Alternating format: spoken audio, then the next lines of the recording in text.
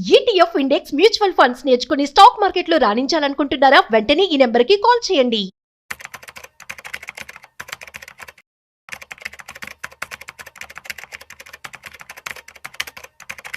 Rama last వీడియోలో retirement వాళ్ళు ఎలా డబ్బుల్ని కాపాడుకోవాలి, వేటిల్లో ఇన్వెస్ట్ చేయాలి, వాళ్ళు ఎలా జాగ్రత్తగా ఉండాలని చాలా చక్కగా చెప్పారు. అయితే ఓకే, ఇప్పుడు మిడిల్ క్లాస్, లో మిడిల్ క్లాస్ వాళ్ళ గురించి మనం మాట్లాడుకుంటే ఈ రిటైర్మెంట్ మనీ అనేది వీళ్ళకి ఆప్షన్స్ చాలా తక్కువగా ఉంటాయి. ఏదో చిన్న చిన్న బిజినెస్ చేసుకునే వాళ్ళు వీళ్ళైనా సరే.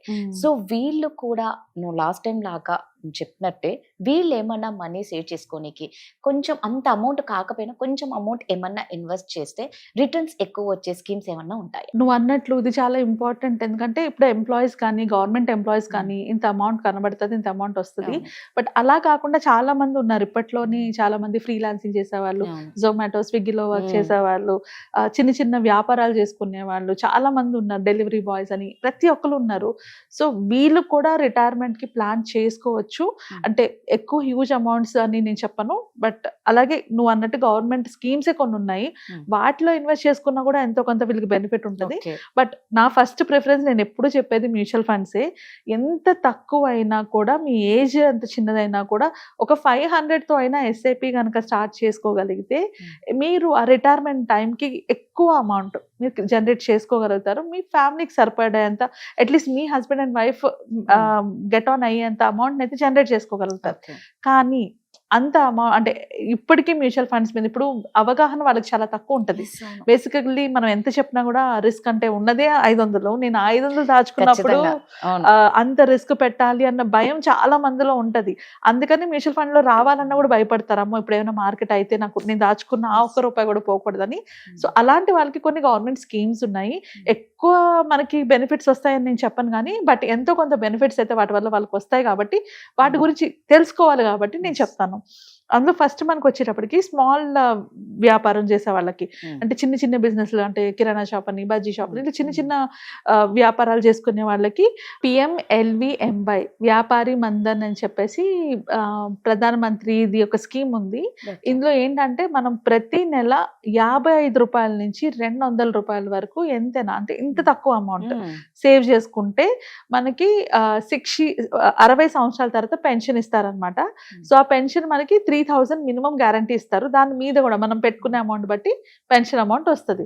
సో ఇది మనం అంటే ఏ ఏజ్ నుంచి అయినా స్టార్ట్ చేసుకోవచ్చు. దీనికి లిమిట్స్ లేవు, ఎలాంటి కండిషన్స్ అప్లై కూడా కాదు. జస్ట్ మనం మీ సేవ నుంచి కానీ లేకపోతే ఆన్లైన్లో కానీ దీనికి అప్లై చేసుకోవచ్చు. అప్లై చేసుకుంటే మనకి మినిమం 3000 అయినా పెన్షన్ అయితే నెలకి వస్తుంది. సో మనం కట్టాల్సిన అమౌంట్ కూడా పెద్ద అమౌంట్ కాదు, ₹55 నుంచి స్టార్ట్ చేసుకోవచ్చు ₹200 వరకు.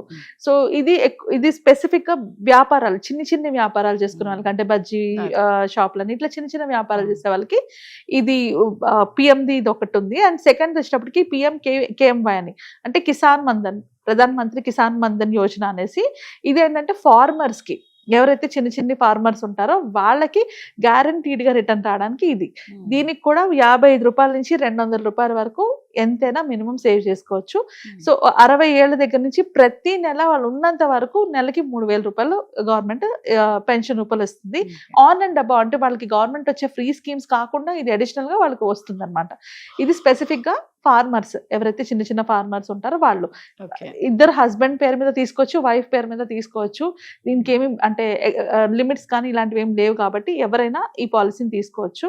అండ్ నెక్స్ట్ వచ్చేటప్పటికి PMSYM అంటారు, అంటే ప్రధాన మంత్రి శ్రమ్ యోగి మాన్ధన్. ఇందులోని 15,000 కన్నా తక్కువ జీతం వచ్చిన వాళ్ళు దీంట్లో ఇన్వెస్ట్ చేసుకోవచ్చు.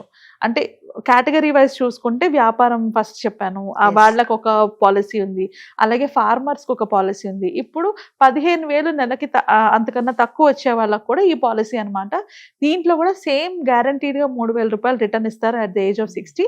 మినిమం అమౌంట్ 55 నుంచి ₹200 వరకు ఇన్వెస్ట్ చేసుకోవచ్చు దీంట్లో కూడా. అండ్ తర్వాతకి వచ్చేటప్పటికి మన అందరికీ తెలిసిందే PPF, పబ్లిక్ ప్రావిడెంట్ ఫండ్ కొంచెం నాకు అమౌంట్ ఎక్కువే వస్తుంది, నేను నెలకి ఒక 50,000 60,000 తెచ్చుకుంటున్నాను అనుకున్న ప్రతి ఒక్కరు కూడా పీపీఎఫ్ తీసుకోవచ్చు. అంటే మీకు కంపెనీ తరఫు నుంచి ఎలాంటి పెన్షన్ లేనప్పుడు, రిటైర్మెంట్ ప్లానింగ్ ఏది లేనప్పుడు PPF is the best option మీలాంటి వాళ్ళకి.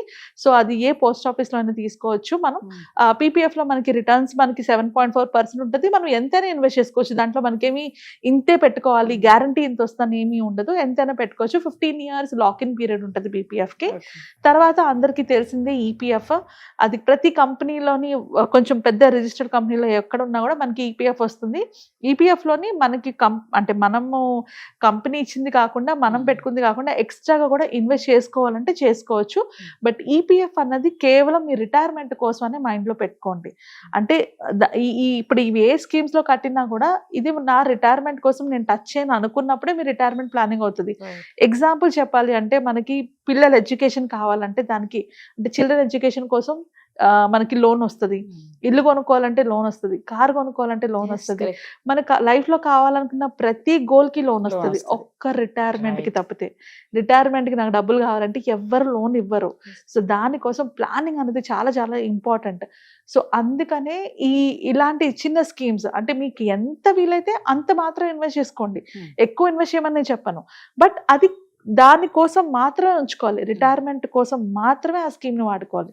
మనం అలా కాకుండా మార్చుకొని, అంటే ఆ డబ్బులు అవసరం వచ్చిందని తీసుకునేటట్టు పెట్టుకోవద్దు. ఇది నేను ఇంకా నా రిటైర్మెంట్ కోసం తప్పితే ఇంక దేనికి వాడను అన్న పాయింట్ లోనే ఇన్వెస్ట్మెంట్ చేసుకుంటే అప్పుడు మీ రిటైర్మెంట్ కి ఇది ఎంతో కొంత యూజ్ అవుతుంది. నెక్స్ట్ ఎంప్లాయీస్ కి, స్పెసిఫిక్ గా ఎంప్లాయీస్ కి ఎవరైతే ఈపీఎఫ్ లో ఉంటారో, అంటే నేను ఆల్రెడీ ఎంప్లాయీ ప్రావిడెంట్ ఫండ్ లోని నేను కొంత అమౌంట్ కట్ అవుతుంది, నేను ఇంకా అమౌంట్ కట్టాలనుకుంటున్నాను అనుకున్న వాళ్ళు వీపీఎఫ్ తీసుకోవచ్చు. వాలంటరీ పెన్షన్ ఫండ్ అంటారు అది. సో అది కూడా మనకి సేమ్ ఈపీఎఫ్ లో ఎంత రిటర్న్స్ వస్తాయి అంతే రిటర్న్స్ వస్తుంది. దానికి ట్యాక్స్ బెనిఫిట్ ఉంది, దానికి మీకు కంట్రోల్ ఉంటుంది. అంటే మీకు ఎప్పుడైనా కావాలంటే విత్డ్రా చేసుకునే కంట్రోల్ దానికి ఉంటుంది. అది మీరు వాలంటీర్ కింద మీకు ఓన్ గా మీరు ఎక్స్ట్రా ఇచ్చుకుంటున్నది. ఆ నెక్స్ట్ మనకి గవర్నమెంట్ ప్రతి ఒక్కరికి అవైల్ చేస్తున్న నెక్స్ట్ ఆప్షన్, కొంచెం ఎక్కువ అమౌంట్ నేను దాయగలను అండ్ కొంచెం రిస్క్ కూడా నేను తీసుకోగలను అనుకున్న వాళ్ళు ఎన్పిఎస్ లో పెట్టుకోవచ్చు. ఎన్పిఎస్ గురించి నేను చాలాసార్లు డిస్కస్ చేసి ఉంటాను కదా, నేను చాలా వీడియోస్ లో చెప్పాను ఎన్పిఎస్ గురించి. సో నేషనల్ పెన్షన్ సిస్టమ్, దీంట్లోని 18 ఏళ్ళ నుంచి 70 ఏళ్ళ వరకు ఎవరైనా, అంటే అబౌవ్ 60 వాళ్ళు కూడా ఎన్పిఎస్ లో ఇన్వెస్ట్ చేసుకోవచ్చు, వాళ్ళకు కూడా ఆప్షన్ ఉంది. అండ్ ఇది మార్కెట్ లింక్డ్, బేసికలీ ఇది మార్కెట్లోని స్టాక్స్ లో పెడతారు కాబట్టి ఎన్పిఎఫ్ షుడ్ బి యోర్, అంటే మీరు రిస్క్ లేను అనుకున్న వాళ్ళకి ఇది లాస్ట్ ఆప్షన్. ఓకే, నేను రిస్క్ తీసుకోగలను పర్వాలేదు అనుకున్న వాళ్ళకి ఇది ఫస్ట్ ఆప్షన్. ఫస్ట్ ఇందులో పెట్టుకొని తర్వాత ఇంక వేరే దాంట్లో పెట్టుకోవాలి. ఎందుకంటే ఇక్కడ మంచి రిటర్న్స్ వస్తాయి. మనం అంత లాంగ్ టర్మ్ ఉండేటప్పుడు మనం రిస్క్ తీసుకున్నా కూడా మనకి రిటర్న్స్ ఎక్కువ వస్తాయి అనమాట. మనం రిస్క్ ఎప్పుడు కూడా మనం ఎంత లాంగ్ డ్యూరేషన్ ఉన్నాం అన్న దాన్ని బట్టి తీసుకోవాలి. తక్కువ డ్యూరేషన్ లో తక్కువ రిస్క్ తీసుకోవాలి, మీడియం డ్యూరేషన్ కి మీడియం రిస్క్ తీసుకోవాలి, లాంగ్ ఉండేటప్పుడు ఎక్కువ రిస్క్ తీసుకోవాలి. సో అలాంటి ఎవరైనా నేను రిస్క్ తీసుకోగలను అనుకున్న వాళ్ళు ఎన్పిఎస్ తీసుకోవచ్చు. ఎంప్లాయీస్ ఎన్పిఎస్ లో ఇన్వెస్ట్ చేసుకోవాలంటే వాళ్ళకి న్యూ ట్యాక్స్ రెజిమ్ పరంగా కూడా ఒక బెనిఫిట్ ఉంటుంది కార్పొరేట్ ఎన్పిఎస్ తీసుకుంటే. అంటే మీ కంపెనీలో గనక కార్పొరేట్ ఎన్పిఎస్ ఆప్షన్ ఉంటే దాన్ని అవైల్ చేసుకుంటే మీకు 10% ఆఫ్ యూర్ బేసిక్ శాలరీ వరకు మీరు ఎన్పిఎస్లో ఇన్వెస్ట్ చేసుకోవచ్చు. అంతవరకు మీకు ట్యాక్స్ ఫ్రీ కూడా, అంటే ఏటీసీలో మనకి 1.5 lakhs వరకే ట్యాక్స్ బెనిఫిట్ ఉంటుంది. దానికన్నా ఎక్కువ ట్యాక్స్ బెనిఫిట్ కావాలంటే కార్పొరేట్ ఎన్పిఎస్లో తీసుకుంటే మనకి ఎక్స్ట్రా ట్యాక్స్ బెనిఫిట్ కూడా వస్తుంది. సో ఎంప్లాయీస్కి ఎవరైతే కార్పొరేట్ ఎన్పిఎస్ ఆప్షన్ ఉందో వాళ్ళు కార్పొరేట్ ఎన్పిఎస్ ఆప్షన్ని చూస్ చేసుకోండి. సో దట్ మీకు ఒక పక్క ట్యాక్స్ బెనిఫిట్ ఉంటుంది, ఇంకో పక్క మీ రిటైర్మెంట్ కూడా ప్లానింగ్ అవుతుంది. ఆ ఆప్షన్ లేని వాళ్ళు నార్మల్ ఎవరైనా ఇన్వెస్ట్మెంట్ చేసుకోవాలి ఎన్పిఎస్లో అనుకుంటే ఎన్పిఎస్లో డైరెక్ట్గా వెబ్సైట్లోకి వెళ్ళి ఇన్వెస్ట్ చేసుకోవచ్చు. మాక్సిమం 50,000 వరకు ట్యాక్స్ బెనిఫిట్ ఉంటుంది. అది కాకుండా కూడా మీకు రిటర్న్స్ అయితే జనరేట్ అవుతాయి.